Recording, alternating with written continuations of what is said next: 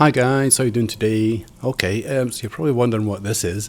It was just a little side project. I was looking for something to do and I came up with this and I developed it into something you'll see in a couple of minutes. First of all though, in the last episode I asked if anybody wanted to submit a vehicle to try for the time trial round the sandbox using the automatron. So Jiggly Waffles, I spelt it wrong last week, was the first to send one in. And one of them is his. Sadly, it's the little one. Mine's the big one there, racing off. But I've had more time to do this. Plus, mine is invincible and his isn't. So you got to give him credit there. But his does end up getting faster, as you will see shortly. This was not a really indicative run, but as you can see, it's absolutely tearing around the place, and it can go around unaided for maybe up to 4 or 5 laps, or if the wind's blowing the right way. So.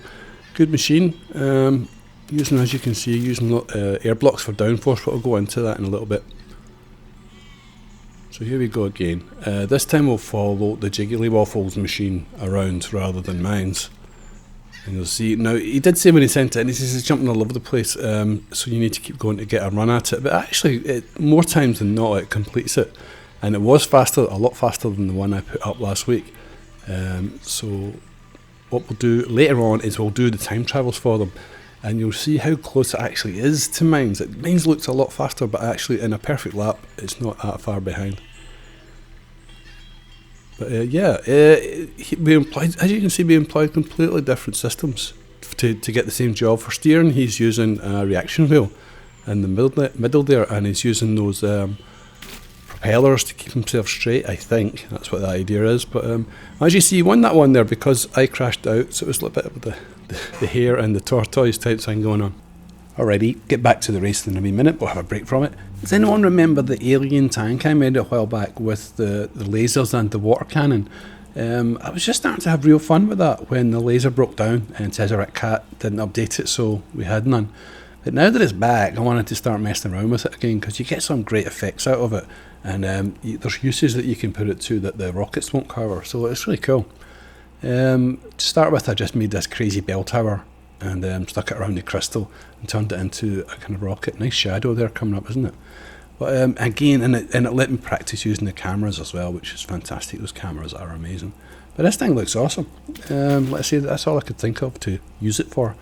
And the cameras pick up that ice crystal thing perfectly as well. We never used to be able to see that quite as clear as we can now, so that's great.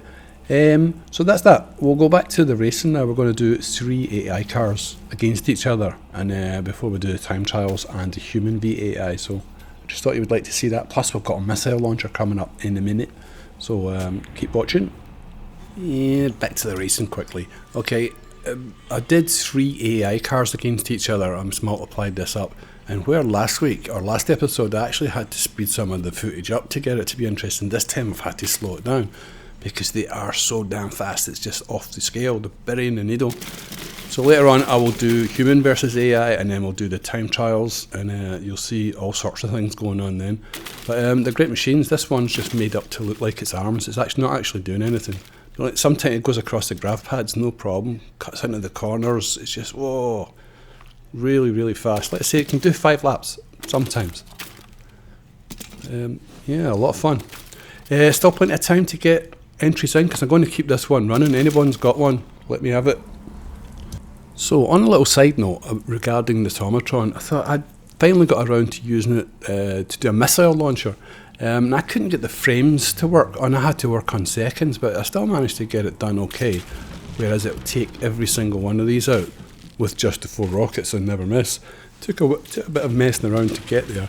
But what it'll also do is it will switch cameras for you. You can put a camera queue in anywhere you want, so that it starts changing cameras every time it takes a shot. Like, so it can follow the rocket and then tell it to go back to the launcher and then follow the rocket. And it's pretty damn cool. So I'm going to be messing about with that green more later on. It's a really neat machine. This is it here with the cameras. See, just clicks it round. Everything completely automated. Never misses. Bump bump. It's good again if you're into making cinematic videos for YouTube. Then that's just ideal. Sticking the cameras on the automatron, get it to control them. Right, me versus the AI this time. So I've got the colour car as usual, and we're absolutely pelting around. Now, the human can still beat the AI because the human can take, even though they're going at the same speeds, I can take all the racing line with every single corner, and eventually I just beat them every time.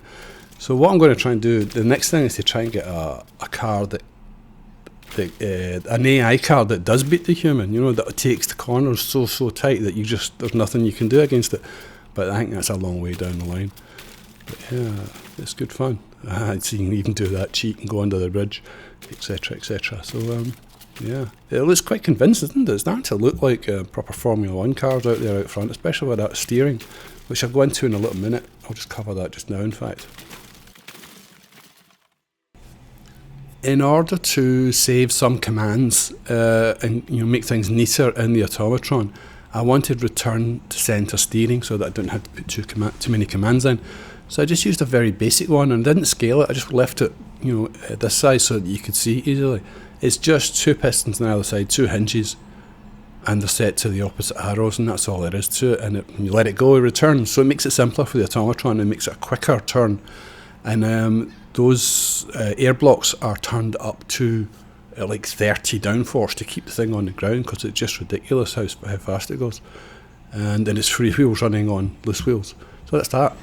Time trials. Okay, so I put the 2 of them beside each other, and you'll see that there's not such a big difference as what it looks like initially. It's because mine is going wide and all over the place all the time. Jiggly Waffles is sticking to a much better racing line. So I get here 15.4, and then he comes round with not too far off it, and we'll see, we'll put it into a single in a minute, 22.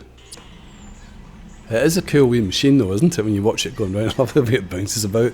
It picks up speed, it loses a lot of speed when it takes off because of that bouncing. It's spending too much time in the air, but once it's settled, the speed goes up and up and up. So it has the capabilities, it's just the engineering needs to be tweaked a little bit. I'm sure he'll come back at me with a better machine. And there you go, 1957. So he knocks 2-something seconds off his time straight away with his one. I had a go, I knocked a little bit off my first one, and then I did a fairly blistering lap towards the end, and I managed to get a little bit more off it. But yeah, so I'm quite pleased with that system that I've got so far. But the thing is, that was Invincible versus Vincible, so I really need to change that. I'm going to try and make that an Invincible version, and if anybody wants me, also the other way about. Right, okay, some outtakes here. Interesting stuff. And while I'm telling you that, if anybody wants to take part in this and you can't get the mod, or you don't want to use the mod, then if you make a decent enough car, and send it to me, I will put the automatron on it myself and get it to run round and see if I can get any decent times out of it. So I might take a couple like that, because it's not that hard getting the actual automatron to work on them. But this was just me and my learning curves, and then you'll see Jiggly Waffles flying about all over the place as well. So yeah, you should really give it a try. It's fantastic. Here we go. Set my hair on fire. Yes. By the way, I've been looking for a racetrack texture file to place around the sandbox so that I can get more people onto it, and so that I can make a more sort of convoluted track around it and put barriers and stuff up. So if anyone knows of a good texture file that they can give me, because I've had a look around myself, can't find one, please let me know.